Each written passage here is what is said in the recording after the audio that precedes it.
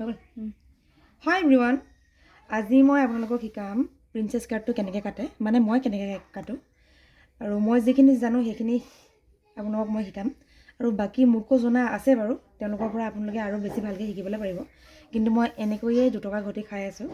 ভাবিলো যে আপোনালোকৰ লগতো শ্বেয়াৰ কৰোঁ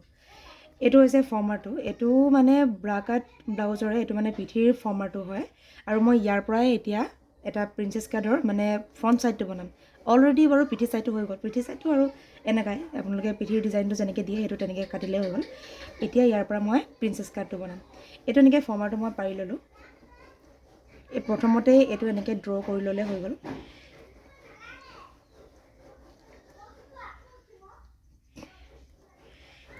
এফালে আপোনালোকে বহাই দিব মানে পিঠিৰ সাইডটো যদি এই ফৰ্মাৰটোৰ জোখতে যদি হয় তেনেহ'লে ফ্ৰণ্টৰ সাইডটো এইটো মানে অলপ ডাঙৰকৈ ল'ব লাগিব কাৰণ কেলে ইয়াতেতো চিলোৱা হ'ব মানে ইয়াতেতো এনেকৈ চিলোৱা হ'ব হয় না সেইটো কাৰণে এফালে পিঠি কাটটো এই ফৰ্মাৰটোৰ একদম এক্সাক্ট জোখত লোৱা হৈছে আৰু মানে এইটো ফ্ৰণ্টৰ সাইডটো আমি ইয়াতে কিমান আছে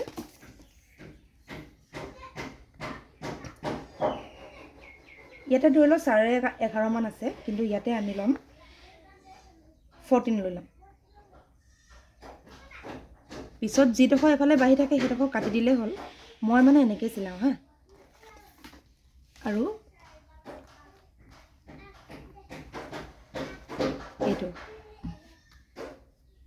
এইটো এনেকৈ ধুনীয়াকৈ আমি ড্ৰটো কৰি ল'লোঁ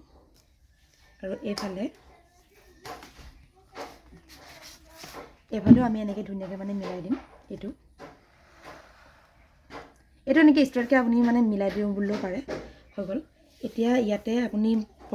প্ৰথম এইটো ডিঙিৰ যিটো ডিজাইন দিব সেই ডিজাইনটো দিব এইটো মই ৰাউণ্ডকৈ কৰি দিম নে এইটো যিটো চুইটহাৰ্ট কাট সেইটো দি দিম চুইটহাৰ্ট কাটটো লাগিব ইয়াতে এতিয়া মই ডিঙিৰ ডিজাইনটো চুইটহাৰ্ট কাটত দিম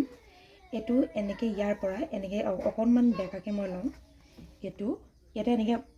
5.5ত ইয়াত ডাৰ্কটো দিলোঁ এইটো যিকোনো ডিজাইনত আপোনালোকে ডিঙিটো মানে দিবলৈ পাৰে আৰু ইয়াতে মই 7ত ডাৰ্কটো দিম হা এইটো ইয়াৰ পৰা এনেকৈ মিলাই দিলোঁ অ'কে এইটো হৈ গ'ল এইটো যেতিয়া কাটি উলিয়াই দিয়া হ'ব এইটো মানে এটা চুইটহাৰ্ট কাটৰ ডিজাইন হ'ব আৰু এতিয়া এই যিখিনি ব্ৰেষ্টৰ পাৰ্ট তাত আমি যিটো ফুলাকৈ থাকে সেইটো আমি কেনেকৈ বনাম ইয়াৰ পৰা এনেকৈ আপোনালোকে যদি মানুহগৰাকী শকত হয় তেনেহ'লে 4 বা 4.5 ল'ব পাৰে বা 3.5 ল'ব পাৰে যদি আপোনালোকে 4 ল'ম নে 3 ল'ম এনেকুৱা যদি লাগে তেতিয়া আপোনালোকে 3.5 লৈ ল'ব আৰু ইয়াতে মই 3.5 লৈছোঁ এইটো বা আপোনালোকে 4ও ল'ব পাৰে এইটো মই 4 দি দিওঁ তোমাৰ হয় নাই এইটো তোমাৰ কিমান 36 মান লাগে হয় নাই এইটো ইয়াত মই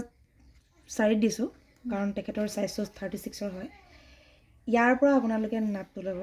ইয়াত আপোনালোকে কিছুমানৰ ব্ৰেষ্টটো অলপ ওপৰত থাকে আৰু কিছুমানৰ তলত থাকে আপোনালোকে যদি কনফিউজ হয় কিহত লয় তেনেহ'লে আপোনালোকে 4.5ত ল'ব পাৰে মানুহগৰাকীৰ সাইজটো চালে এনেও ধৰিব পৰা হ'ব বা আপোনালোকে জোখটো তেনেকৈ ল'বও পাৰে আৰু ইয়াতে নহ'লে বা আপুনি 10ত ল'ব পাৰে যদি অলপ বেছি মানে সৰু ছোৱালী যদি হয় তেনেহ'লে মানে সৰু মানে কি আৰু অলপ যদি ক্ষীণ যদি হয় মানে বডিৰ শ্বেপটো আপোনালোকে চালেতো গম পাবই তেনেহ'লে আপোনালোকে 9.5 ল'ব পাৰে তাতকৈ ওপৰত কিন্তু যাব নালাগে হা আৰু খুব বেছি 11 তাতকৈ তলতো মানে যাব নালাগে ইমানেই আমি এতিয়া ল'ম ইয়াতে 10ত লৈছোঁ যেনিবা ইয়াতে 10ত যেতিয়া ল'ম নহয় এইটো হ'ব মেইন মানে এইটো নিপলৰ যিটো পইণ্ট হয় সেইটো হ'ব মানে আৰু এতিয়া ইয়াৰ পৰা আমি এনেকুৱাকৈ মানে ড্ৰ কৰিম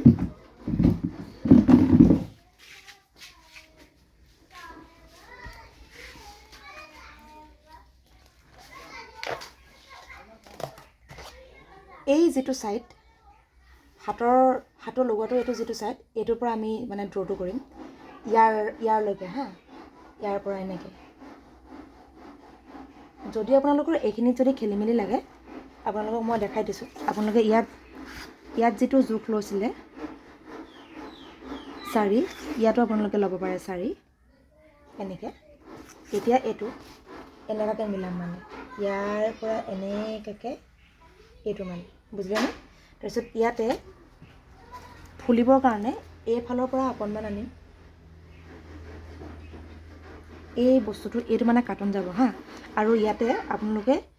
2 ইঞ্চত এনেকুৱাকৈ দাগটো দি দিব। তাৰপিছত এইটো নিপল পইণ্টৰ পৰা এইটো এনেকুৱাকৈ এইটো কৰি দিব, বা এনেকুৱা ধৰণেও কিছুমানে কাটে, কিন্তু আপোনালোকে যি হ'লেও ইয়াত কিন্তু এই বস্তুটো মানে দিব লাগিব হা। মইতো এনেকৈয়ে কাটোঁ হা। তাৰপিছত এতিয়া ইয়াতে ধুনীয়াকৈ কাটি দিলে হৈ গ'ল।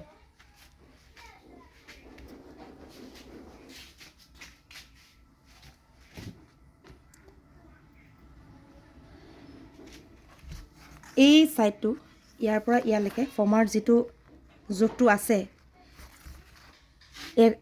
মানে এনেকুৱাকৈ 1 আঙুলমান বহাই পেলাই কাটিব হা।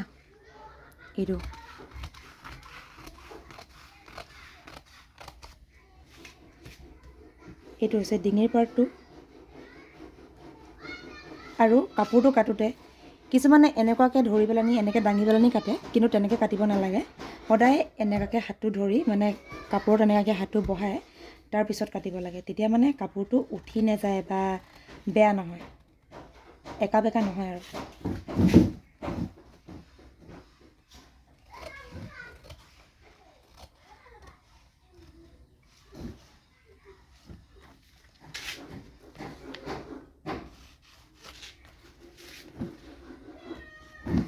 এইটো পাৰ্ট আঁতৰাই দিয়া আৰু এই বস্তুটো যদি চাব, এই বস্তুটো কিছুমানৰ খুব মানে ঠেককৈ দিলে ধুনীয়াকৈ ফিটিং হয়, বা কিছুমানৰ অকণমান বহলকৈ দিলে ফিটিং হয়। সেই বস্তুটো আপোনালোকে লক্ষ্য কৰিব, লাগিলে ফিটা দি পেলাই মানে জুখি ল'ব মানুহগৰাকীৰ গাত। এতিয়া মই এইটো এনেকৈয়ে দিম।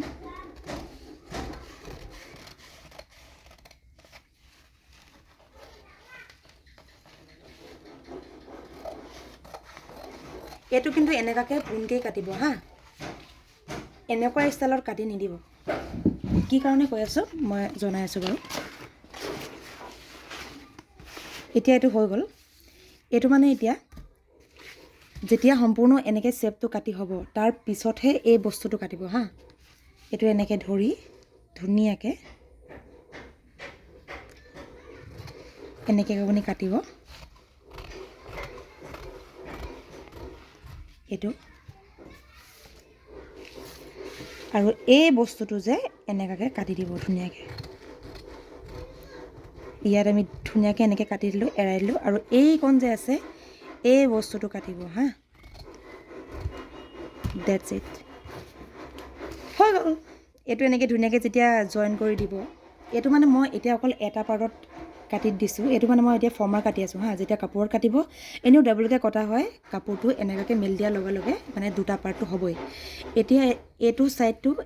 চিলাওঁতে আপোনালোকে এনেকুৱা ধৰণে চিলাই যাব এনেকৈ। এতিয়া এডোখৰ যেনেকৈ নিমিলা হৈ আছে ন, যেতিয়া চিলাই দিব নহয় তেতিয়া এই বস্তুটো দুইটা মানে মিলি পেলাই এনেকুৱাকৈ বুবছটো যাতে ধুনীয়াকৈ সোমাই পৰে, তেনেকুৱা মানে হ'ব সিমানে। বাকী যদি কিবা বুজি পোৱা নাই কমেণ্ট কৰিব, জনাব, আৰু যদি ভিডিঅ' লাগে এনেকুৱা ধৰণৰ কমেণ্ট কৰিব।